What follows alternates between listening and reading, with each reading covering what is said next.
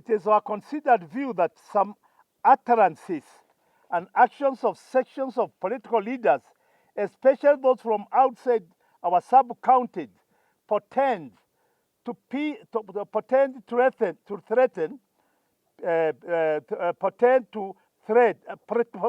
threat to peace and stability in the region due to their ethnicized nature. As elders and community leaders from areas that represent the plurality of ethnic communities and political persuasions, we urge all political leaders soliciting for votes in the region to uphold decorum in their speech and talk, to avoid igniting ethnic passions, hatred, and animosity. Respect for governance institutions. We strongly subscribe to the view that the stability of our region and the country in general is anchored on the fidelity of the rule of law and respect for established governance institutions, including presidency, as leaders engage in political campaigns across the country. July 28th, mwaka wa 2026. Statement by Kikuyu elders and community leaders from Molo, Njoro, Kuresoi North, Nakuru South sub-counties on peace-building efforts and the prevailing political situation in the country. As elders and leaders from the Kikuyu community drawn from the above sub-counties, we wish to state that we have agreed to work with our counterparts from the Kalenjin community to promote inter-ethnic harmony, peace, and stability in our areas as the country gears up towards the 2027 general elections. We take no cognizance of the fact that Kikuyus and the Kalenjins are the two dominant ethnic communities in the listed sub-counties and who have shared socio-economic and political ties for a long time and who have in the past suffered loss due to politically instigated conflicts. Commitment to foster peace with fellow elders.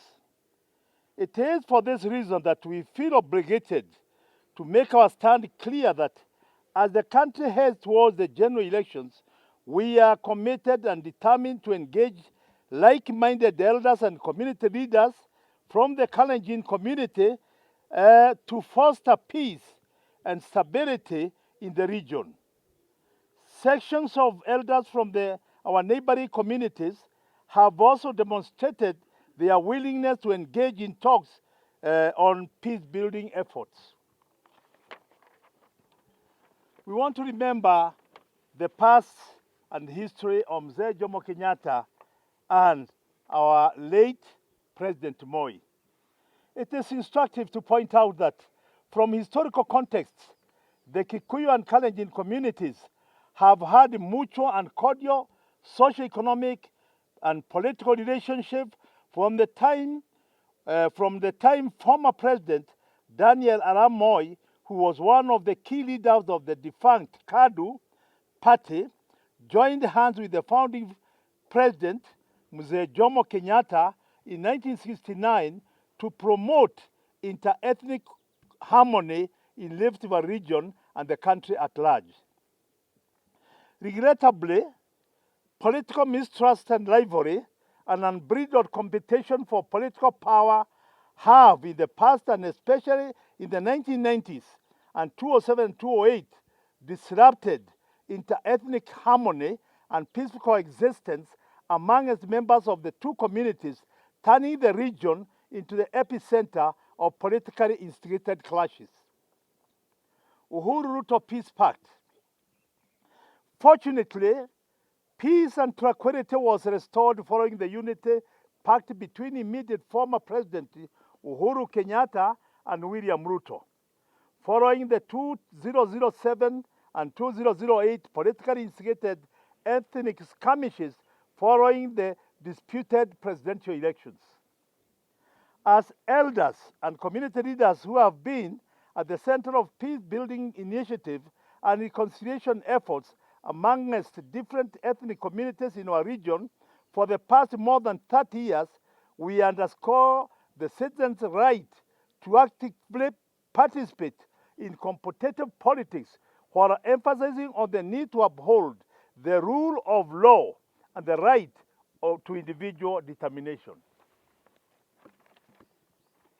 In this regard, it is our considered view that some utterances and actions of sections of political leaders, especially those from outside our sub-counties, portend a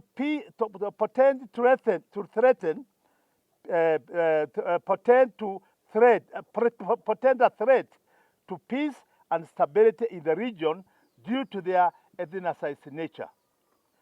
As elders and community leaders from areas that represent the plurality of ethnic communities and political persuasions, we urge all political leaders soliciting for votes in the region to uphold decorum in their speech and talk, to avoid igniting ethnic passions, hatred, and animosity. Respect for governance institutions. We strongly subscribe to the view that the stability of our region and the country in general is anchored on the fidelity of the rule of law and respect for established governance institutions, including presidency, as leaders engage in political campaigns across the country. As elders and leaders from the Kikuyu community, we are committed to embrace our counterparts from other communities as neighbors and brothers, as we encourage our communities to work together towards attaining a common destiny as people of one nation. Our painful history and experience.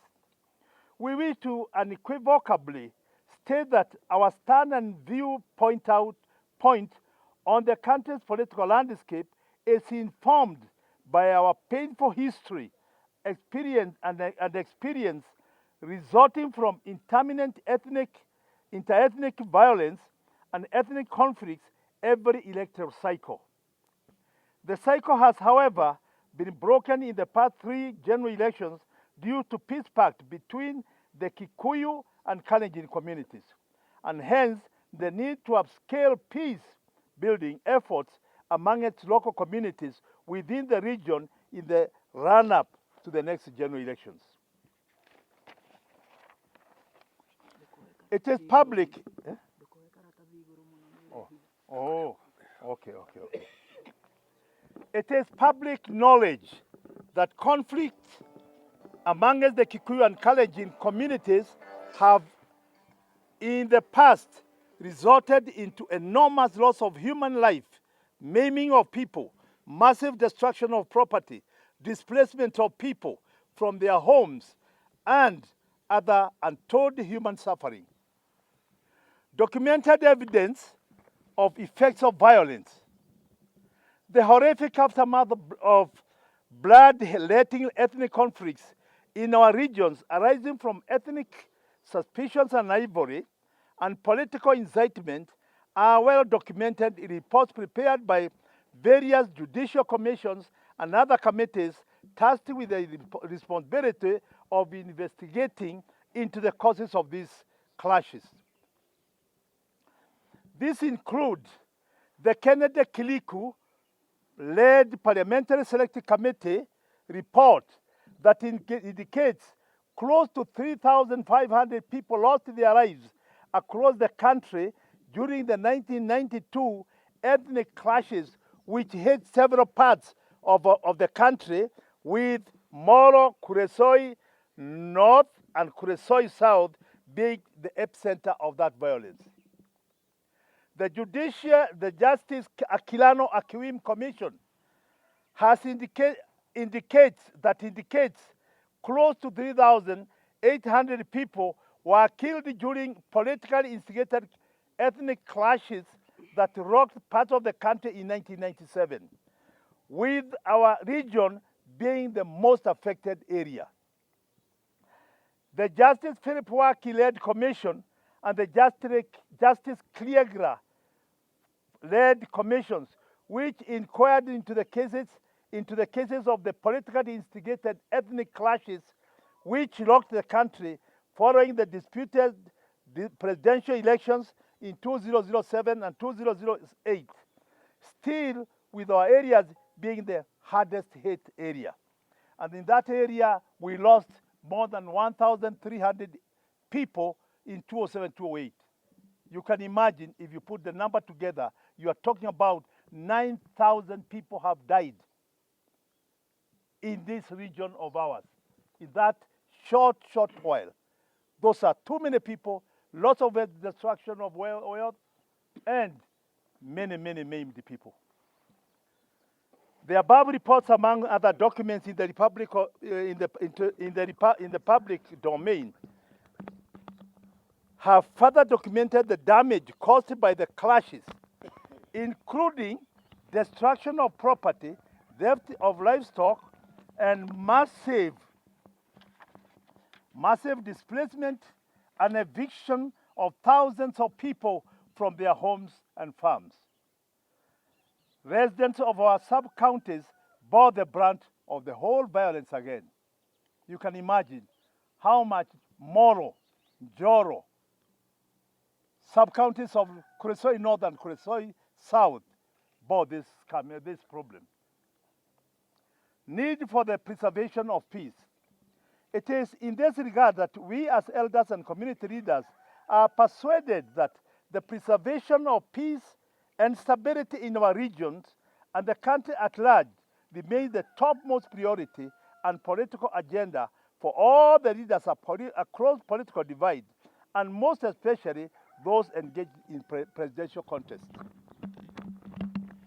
As elders and community leaders in the multi-ethnic Nakuru County, the expansive Rift Valley region remains committed to working with our counterparts in other communities in order to foster the spirit of peaceful coexistence, tolerance amongst people during the electioneering period.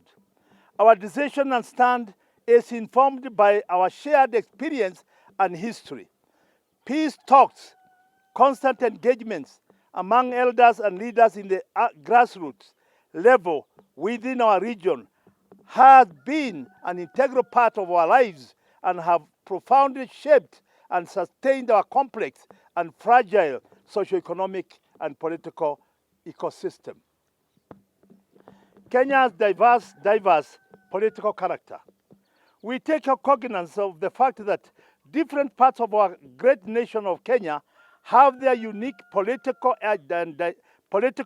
dynamics and trends born out of their culture, ethnic, religious, political, and socio-economic backgrounds that inform and define their collective political trajectory, hopes, and aspirations.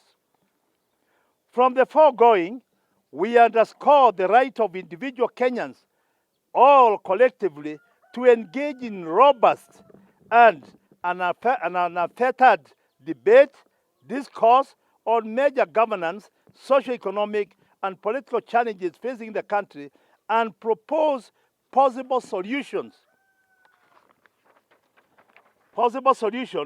to blueprint for the transformation of the country within the confines of established democratic norms and values as enshrined in our Constitution, while at the same time stressing on the need to safeguard and protect fundamental freedoms of expression and association, amongst others.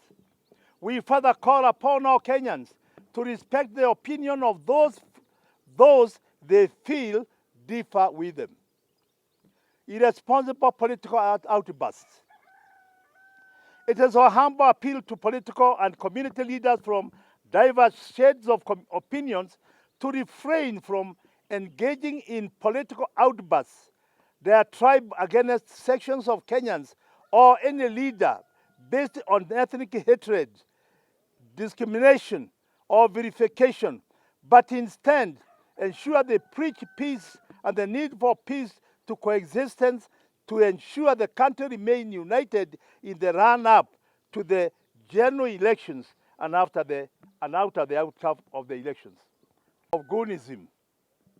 We further unreserved condemn in strongest terms possible the evolving political culture of mobilizing youths and using them as goons during political engagement.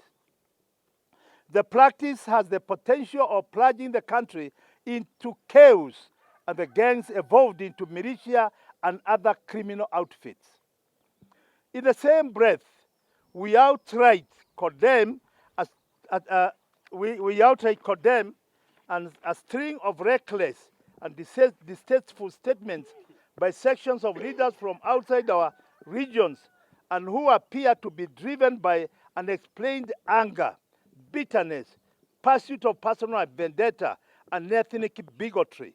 It is our appeal to Kenyans to shun any attempts by such self-serving leaders to balkanize them into ethnic cocoons and tribal conclaves, but to instead pursue common agenda for the transformation of the country while embracing diversity of opinions and thoughts. Unity in diversity. As we conclude our statement, we make an urgent appeal to all Kenyans to embrace unity in diversity and respect each other as they align themselves with different political formations and subscribe to different political views and opinions as they seek votes for their respective political parties and candidates. In conclusion, we commend the residents of our regions and the entire Rift Valley region for maintaining peace and stability for the peaceful coexistence among members of different ethnic communities that define the region as the melting pot of Kenyan politics. Thank you. Ningetaka kusema ndugu zetu ni machache sana kwa sababu nimesema mengi kwa lugha ya Kimombo. Sisi tumeungana kama viongozi ambao ni wa communities za Wakalenjin na communities za Wakikuyu. Wale ambao mnaona hapa ni wa community la Wakikuyu. Na mimi najua hata community wa Kalenjin wajajitokeza na waseme yao. Lakini kilicho cha muhimu sana ni ya kwamba tumejitokeza kutafuta amani hapa. Kama mlivyosikia niliposoma lugha ya Kimombo, mlisikia 1992 watu 3,500 kulingana na ripoti ya Parliamentary Select Committee iliyoongozwa na marehemu Kiliku, ilisema watu 3,500 walikufa. Na waliokufa wengi zaidi walikuwa wa sehemu hii ya Molo, Kuresoi, Njoro, Rongai, Londiani ndio walikufa zaidi. Ripoti ya commission ya Jaji Mkuu Akilano Akiwumi ya 1979 pia ilisema baada ya vita vya 1979 watu waliokufa walikuwa 3,800 na kitu mbele. Na akasema lilikuwa ni jambo mbaya zaidi. Yeye mwenyewe alisema jambo hilo lilitokea kwa sababu ya ukabila. Akasema yeye mwenyewe. 207-208 tume lingine, commission lingine ilitumwa ikiwa ya Jaji Waki na jaji aliyekuwa ametoka South Africa Bwana Kiliegla, na walisema pia jambo ambalo lilitokea lilikuwa ni kwa sababu ya vita vya kikabila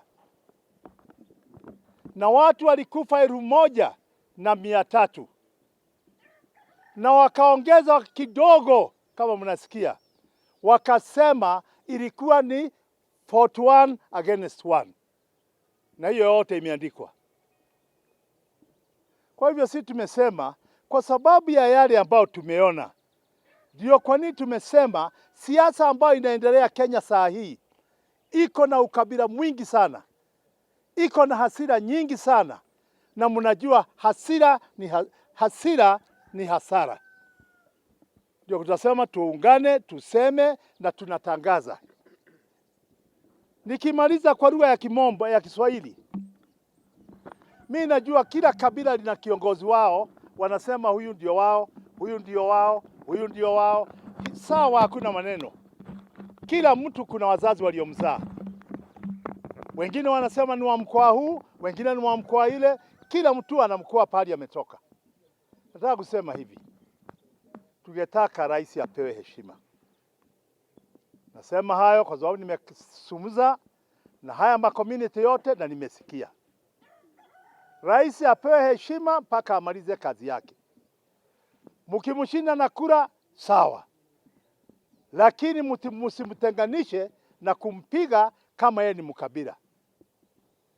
Kama ni viongozi wetu wa upinzani, kama ni vile Bwana Gachagua anaheshimiwa kule kwa mlima, muheshimuni na aheshimiwa akija kutafuta kura pahali popote. Kama ni vile kijana wetu amepanda juu sana, Bwana Sifuna, aheshimiwe Nairobi, aheshimiwe mkoa wa Magharibi, lakini aheshimiwe hata hapa kwetu. Lakini zaidi ya sana, mjue Kenya ina rais, apewe heshima, ili tu avoid mambo ya makabila kugongana, na makabila yakigongana yanagongana Rift Valley, hasa sehemu hizi za Molo. Basi nikisema na Gikuyu,